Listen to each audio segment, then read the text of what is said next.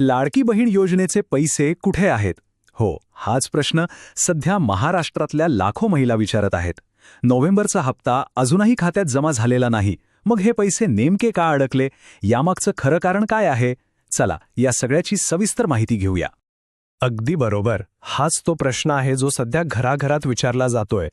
November महिन्याचे ते 1,500 रुपये, ज्याची प्रत्येक लाभार्थी महिला वाट बघत होती, ते अजूनही आलेले नाहीत.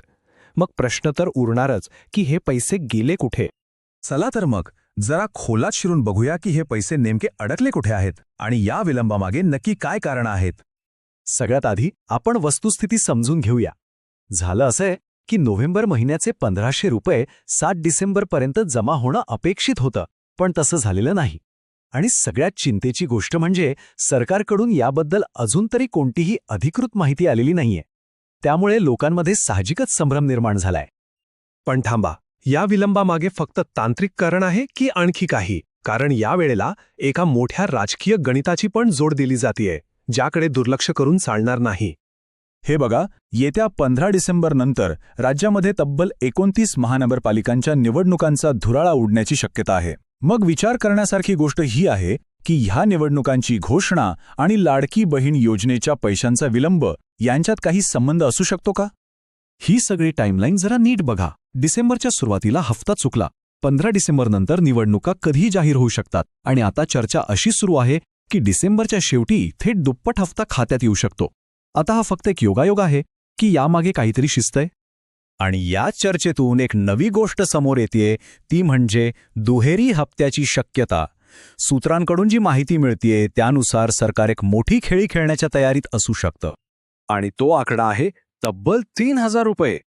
पण थांबा, हे 3,000 रुपये एकदम कसे काय मिळणार?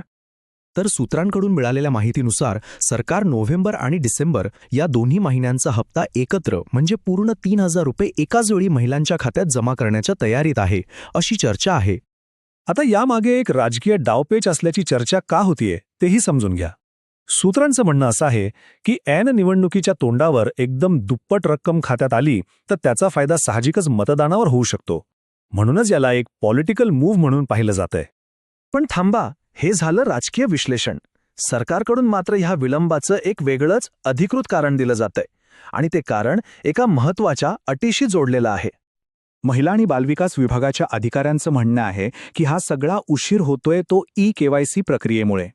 जोपर्यंत सगळ्या लाभार्थी महिलांची ई-केवायसी पूर्ण होत नाही तोपर्यंत पैसे देणं शक्य नाही, असं त्यांचं म्हणणं आहे. तर योजनेचा लाभ घेणाऱ्या सगळ्या भगिनींसाठी ही माहिती खूप महत्त्वाची आहे. योजनेचा लाभ पुढेही चालू ठेवायचा असेल तर ई-केवायसी पूर्ण करणं बंधनकारक आहे आणि याची शेवटची तारीख आहे 30 डिसेंबर. हे स्पष्ट आहे की ज्यांची ई-केवायसी पूर्ण झालेली असेल फक्त त्यांच्याच खात्यात पैसे येणार आहेत. म्हणजे बघा, आता आपल्यासमोर दोन बाजू आहेत. एकीकडे आहे सरकारचं अधिकृत प्रशासकीय कारण ई-केवायसी आणि दुसरीकडे आहे राजकीय वर्तुळातली चर्चा म्हणजे निवडणुकीची रणनीती. मग खरं काय मानायचं? हा फक्त एक प्रशासकीय उशीर आहे की निवडणुकीच्या तोंडावर खेळलेली एक राजकीय खेळी? चला, आपण आतापर्यंत जे काही पाहिलं त्याचे मुख्य मुद्दे एकदा पटकन बघूया. थोडक्यात सांगायचं तर पहिली गोष्ट, नोव्हेंबरचा 1,500 रुपयांचा हफ्ता रखडला आहे. दुसरी गोष्ट, डिसेंबरच्या शेवटी नोव्हेंबर आणि डिसेंबरचे मिळून 3,000 रुपये मिळण्याची शक्यता वर्तवली जात आहे. तिसरं म्हणजे हे सगळं महानगरपालिका निवडणुकांच्या पार्श्वभूमीवर घडतंय. चौथं, सरकार म्हणतंय की हा उशीर ई-केवायसीमुळे झालाय. आणि पाचवी आणि सगळ्यात महत्त्वाची गोष्ट, पैसे मिळवण्यासाठी 30 डिसेंबरपर्यंत ई-केवायसी करणं अनिवार्य आहे. आणि शेवटी हाच एक मोठा प्रश्न आपल्या सगळ्यांसमोर उभा राहतो की लोककल्याणकारी योजना आणि निवडणुकीचं राजकारण यांचं नातं नेमकं कसं असतं? योजनांचा खरा उद्देश लोकांचं भलं करणं असतो की त्यामागे नेहमीच मतांचं गणित लपलेलं असतं? यावर विचार करायला नक्कीच वाव आहे.